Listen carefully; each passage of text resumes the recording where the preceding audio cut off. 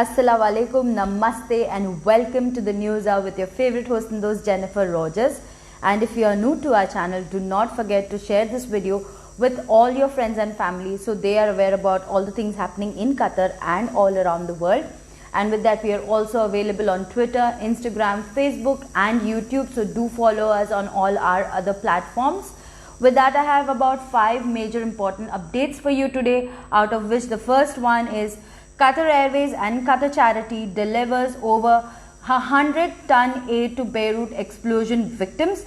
As a part of the cooperation between Qatar Airways and Qatar Charity, 2 planes carrying over 100 tons of food aid have arrived in Beirut, the capital of Lebanon, where Qatar Charity's field team continues to distribute urgent food aid delivered by the second plane to those affected in the Beirut explosion as for Friday. Now, the first plane arrived last Sunday, while the second consignment was delivered on Thursday evening and were received by the Qatari ambassador to Lebanon, Mohammed Al Jaber, members of the embassy and the representatives of Qatar Charity in Lebanon.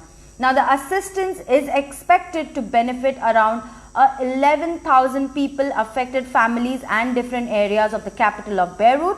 Now, Faisal Rashid Al Fahida, Assistant CEO of the International Operations and Partnership Sectors at Qatar Charity, said, "We have been keen to carry out humanitarian interventions since the second day of the massive explosion that rocked the port of Beirut, aiming at delivering the urgent food and medical aid to the affected through our field teams in Lebanon." Now, he added that Qatar Charity continued its cooperation with companies including Qatar Airways and Ali bin Ali Holding Group in the state of Qatar for garnering support for its Lebanon's In Our Heart campaign and delivering aid quickly to the affected Lebanon. Now, Al Fahida also thanked Qatar Airways, that the Al bin Ali Group and all others, those who supported the campaign, in adding to thanking the Qatari ambassador to Lebanon for facilitating the delivery of Qatari relief assistance to the victim. Qatar Airways Senior Vice President Marketing and Cooperation Communication, Ms. Salam Al Sawa, said in response to the tragic events that took place in Beirut, "It has been touching to see the community in Qatar come together to stand behind the people of Lebanon." Now, Qatar Airways aid program focused on enabling our staff members and members of the public in Qatar to donate essential supplies that we could ship through the Qatar Airways cargo to Beirut. We partnered with Ali bin Ali Holding so that people could easily purchase items from the Monoprix Qatar and with Qatar Charity, who ensured that these donations were distributed effectively on ground. On behalf of everyone at Qatar Airways, I would like to thank our partnership with Qatar Charity and everyone who contributed to this important program for their invaluable support. The the campaign that's called Lebanese in Our Heart campaign kicked off under the supervision of the regular authority of the charitable activities in cooperation with Qatar Red Crescent Society and Qatar's Media Corporation to extend support and assistance to the victims of the Beirut blast, and it still receives donation to maximize the numbers of beneficiaries. With that, now Qatar University's fall semester 2020 starts today. Students to attend lectures remotely and follow up Blackboard system to ensure effective communication till the end of phase 3. So, Qatar University has also announced important directives and guidelines that it has taken to ensure the students gradually returning to study in the fall semester 2020. Now, the beginning of back to campus for students will be successfully entering into the phase 4 of the gradual of reopening plans.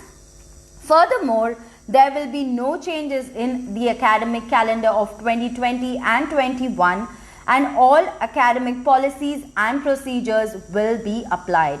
Now, Dr.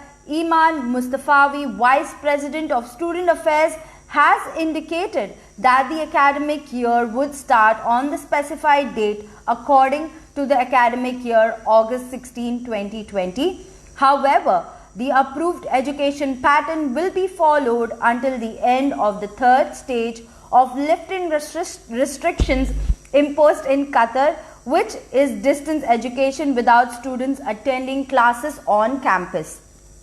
Now, the VP also added that the university will announce the details of further steps of gradual transformation from distance learning to campus learning, which is expected to take place after the successful stage and start of phase 4 of the lockdown plan on 1st of September 2020, where the decision to study in campus will be applied directly to all students.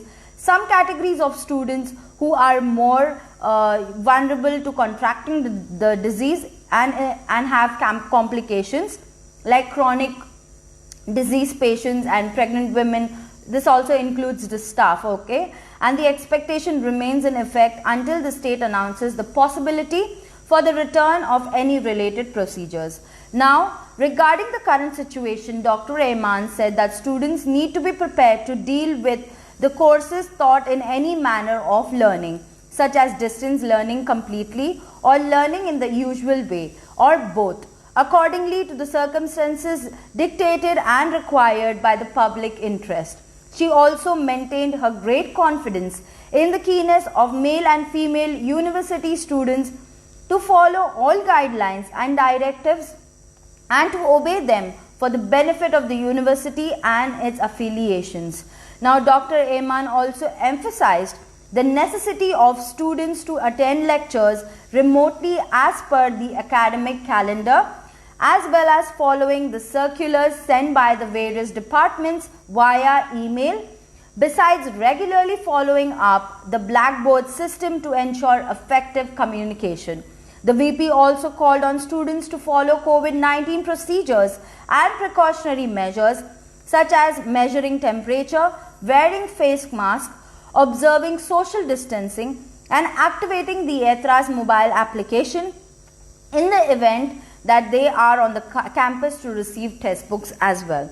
So, the directives of Academic Advertising Center at the university remarked that the Academic Counseling Office will continue its work remotely until the start of the fourth phase of the lifting of COVID-19 restrictions, adding that the meetings with the academic advisor will not require a student to personally attend the campus, but rather by booking an appointment through the appointment manager system. According to the university calendar, the last date of deleting and adding courses is August 20. Students can delete or add courses electronically through the self-service system, the banner, and benefit from remotely academic advising services through the online appointment reservation system. The university is scheduled to announce later this month the details of the gradual transformation or the transition from distance learning to on-campus education. With that, the third update for today is PM Modi thanks Qatar and the other Gulf countries for letting Indians stay for an extended period during the COVID-19 situation. So, Prime Minister Narendra Modi on Sunday spoke for India's deepening ties with Gulf countries and thanked them for letting Indians stay for an extended period amid the coronavirus pandemic. India is grateful to them for honoring New Delhi's request, he said in his 90-minute address to the nation from Red Fort. India ties with Gulf countries crucial to meet New Delhi's energy needs had improved manifold in recent years, PM Modi said.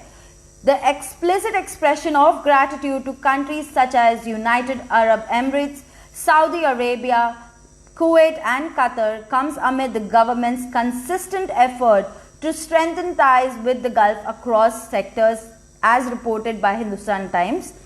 Now, Indian Prime Minister also talked of vaccines, further health digitalization and the infrastructure push in his address as the country struggles with coronavirus pandemic.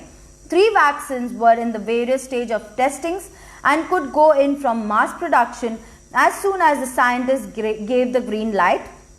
Modi said during his speech from the ramparts of the Red Fort in New Delhi yesterday, India gained independence from British rule on August 15, 1947, as you all know. Now, celebration marking the day are muted this year, with regional lockdowns and social distancing is placed to contain the virus. India is a country of 1.3 billion and is among the worst affected globally by coronavirus. The disease caused by the virus, more than 2.5 million infections have been reported so far, and as per 49.36 deaths already, 49,036 deaths already. Now, he also added, not one, not two, we have 3 vaccinations being tested right now.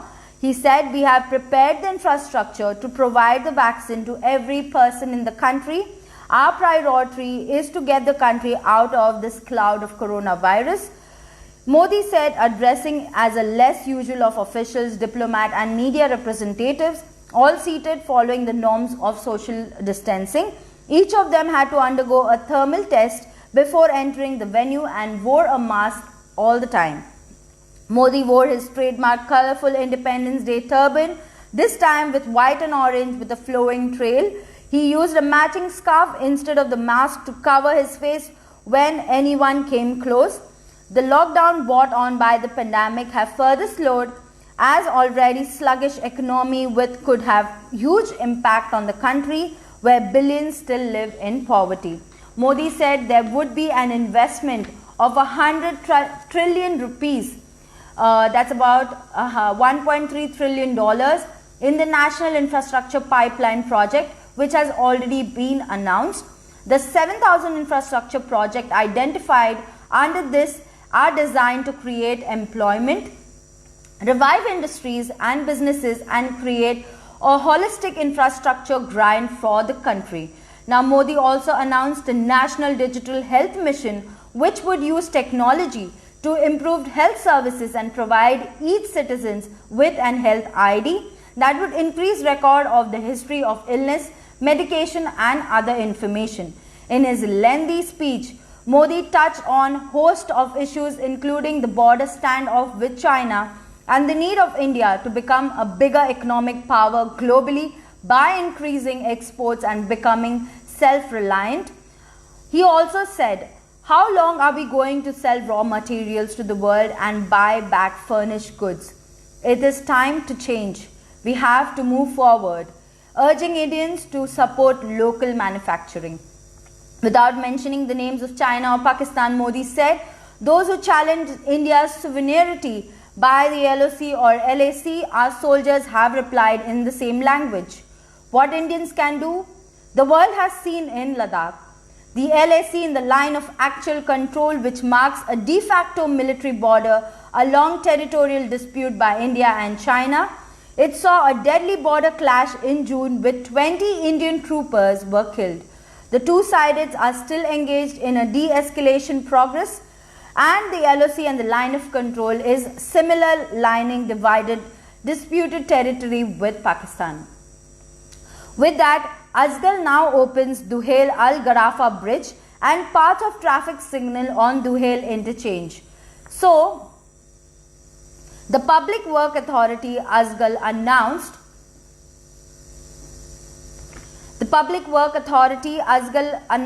opening of Duhail Al Garafa Bridge and parts of the traffic signal within the Duhail Interchange Development Project on Shamal Road 6 months before the schedule.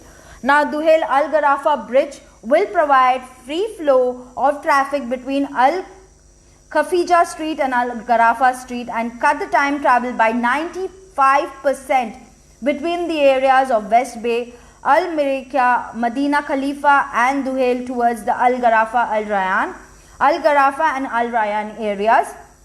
Now, the newly opened bridge consisting of 400 meters 3-lane dual carriageway to accommodate about 12,000 vehicles per hour on both sides. The additional to Duhail Al Garafa Bridge, parts of traffic signal under North Bridge are also open, thus commuters from Shamal can directly access Duhail and West Bay through Al Khafija Street and vice versa. Similarly, commuters from Al Garafa can directly reach the North Road and vice versa, whereas the commuters along Al Garafa Street, Al Khafija Street and Shamal Road can take a U-turn after the opening of all the U-turn exits on all streets. With that, the Indian cricketer MS Dhoni now announces his retirement from the international cricket. So yes, you've heard it right.